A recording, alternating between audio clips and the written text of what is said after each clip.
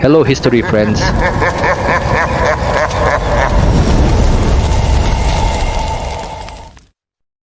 Let's go back 20 years, when many Westerners viewed China as a dirty, polluted, and outdated country. The Chinese were not happy to hear this, but they accepted it.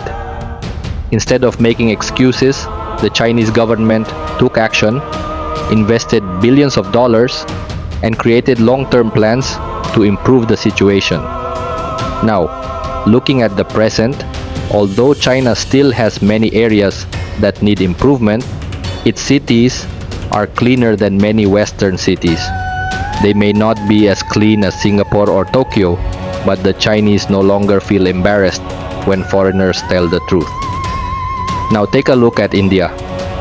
When someone shows the dirty environment and poor infrastructure in India on YouTube, many Indians often react by saying that foreigners choose the worst places to make India look bad. But is it really just a facade, or is it the truth? Another common response is that the wealthy areas of Mumbai are much better than those in other countries. However, how can someone living in a slum be proud of the wealthy areas they will never see? It's like saying, "My neighbor has a Ferrari, so I must be rich too."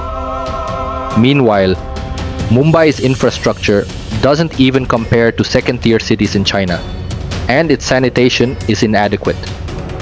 Yet some Indians watching videos of Shenzhen and Guangzhou confidently claim that Mumbai is superior.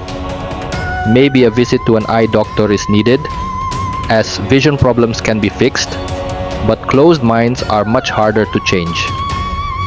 Real progress begins with acknowledging shortcomings, not ignoring them. China was once mocked for producing cheap knockoff goods and mishandling industrial waste. However, China accepted this reality. They realized that their early cars were nothing more than wheels on a sofa, and that their products did not compare to the quality of Volkswagen, Toyota, or Ford. Instead of arguing, they focused on improvement. Today, China is the world's largest car exporter. Meanwhile, some people in India are still dreaming of becoming a superpower. The reality is that India's GDP per capita is lower than Bangladesh's, and most of the world's poor live in India. So, where is the superpower status? Then, there's excitement about India's domestically made aircraft carriers. Yes, the ship floats. But have you ever looked into where its power systems, air defense systems, radar, control systems, and fighter jets come from? None of these are made in India. In a country where millions struggle to meet basic needs, is this really something to be proud of? And don't even start talking about domestically developed weapons like the LCA fighter jet or Arjun tank. The less said about them, the better. Now, a brief history lesson. Japan defeated China in several modern wars. However, when China started its economic reforms, Deng Xiaoping visited Japan to learn about its industrial technology. He was amazed by the Japanese car assembly lines, wondering when China would reach similar technology. Despite past complaints, the Chinese still buy Japanese electric cars and enjoy anime. Why? Because they want to learn, catch up, and eventually surpass Japan. This has been proven.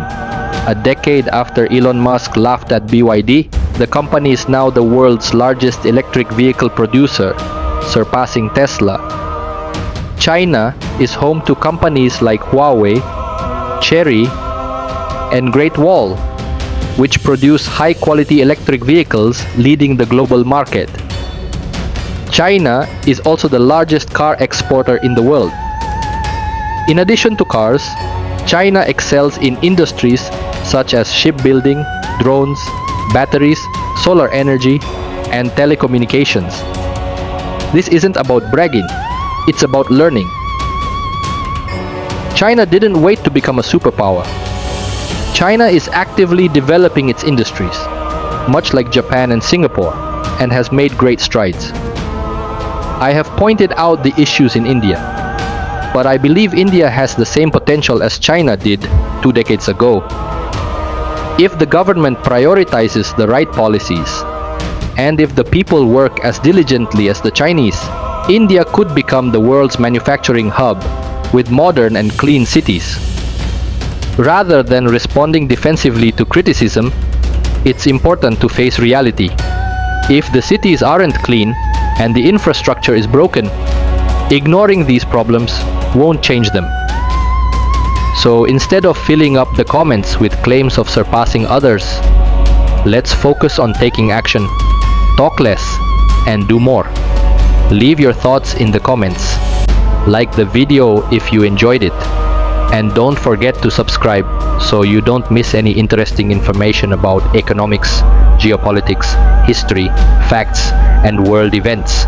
See you in the next video.